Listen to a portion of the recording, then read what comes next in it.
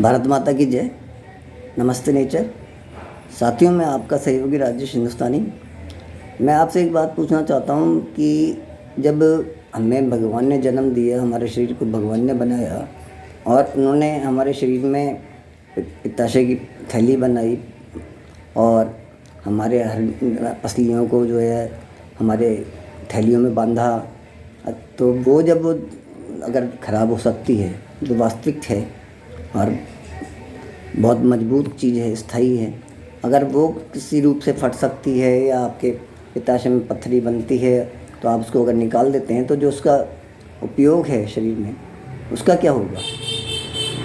भाई, आप अगर पित्ताशय की थैली की बात करें तो पित्ताशय की थैली का अर्थ क्या है? उसमें आपका पित्त जो बनता है लीवर में, वहाँ से आकर के आपके यकृत से और उसमें इकट्ठा होता है। जब ज़रूरत पड़ती है खाने को तोड़ने की तो वो आपके पित्त की थैली से निकलता है और हमेशा में जाता है। ठीक है, ऐसी प्रकार से जो आपके पसलियाँ हैं और वो आपके किसी थैली में बंधी हुई हैं और वो थैली इतनी मजबूत है कि वो आसानी से फटती नहीं है।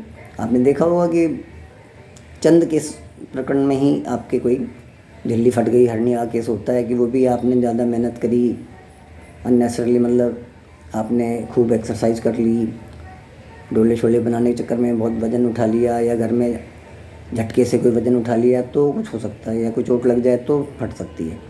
तो जब वो थैली फट जाती है, स्किन फट गई और उसकी जगह आपने एक जाली लगा दी जो कृत्रिम जाली है, तो आप बताइए वो जाली कितनी चलती है? अभी मेरे को एक केस मिला है महिला का जिसको 25 साल से हर्निया की शिकायत है और 6 ऑपरेशन हो चुके हैं और उसके बावजूद भी आज की तारीख में उनके हर्निया की समस्या बनी हुई है।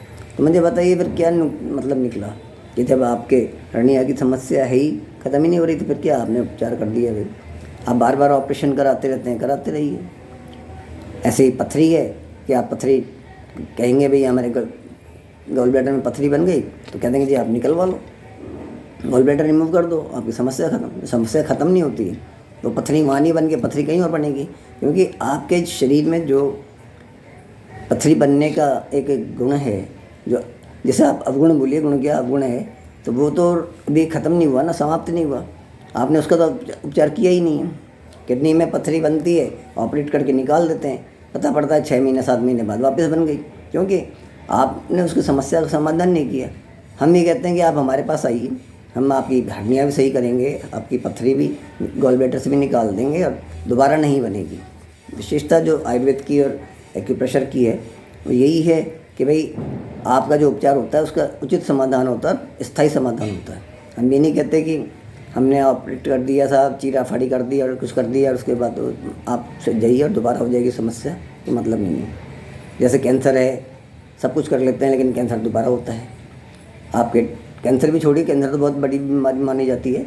आप ये देखिए, अगर बचपन में आपको टाइफाइड हुआ था तो वो टाइफाइड उस समय उन्होंने दबा दिया, ठीक है, वो आपको कहीं ना कहीं दोबारा आपके जीवन काल में दोबारा उभरेगा और भयंकर रूप से उभरेगा।